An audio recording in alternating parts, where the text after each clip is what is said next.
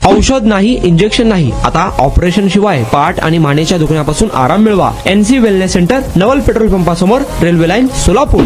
खून, दरोडा आणि जबरी चोरीसारखे गंभीर गुन्हे करत पुण्यासह अहिल्यानगर, सोलापूर आणि बीड जिल्ह्यात दहशत माजवणाऱ्या एकाच कुटुंबातील 6 जणांवर मोका कायद्याअंतर्गत पुणे ग्रामीण पोलिसांनी कारवाई केली आहे.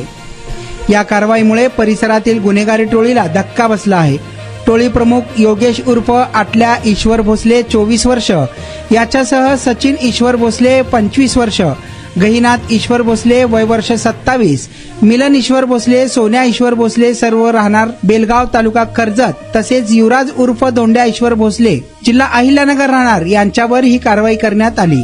यापैकी युवराज भोसले हा फरार असून इतर आरोपी न्यायालयीन कोठडीत आहेत.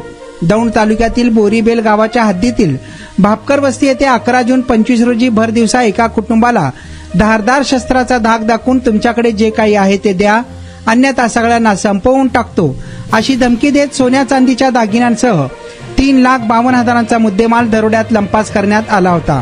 या घटनेनंतर स्थानिक गुन्हे शाखेचे सहाय्यक पोलीस निरीक्षक कुलदीप संगपाळ यांना आरोपी शिरापूर परिसरात दुचाकीवरून येत असल्याची माहिती गुप्त बातमीदाराकडून मिळाली. त्यानुसार पोलिसांनी शिताफीतीने पाठलाग करून टोळी प्रमुख योगेश भोसलेसह इतर आरोपींना ताब्यात घेतले आणि दौंड पोलिसांच्या स्वाधीन केले.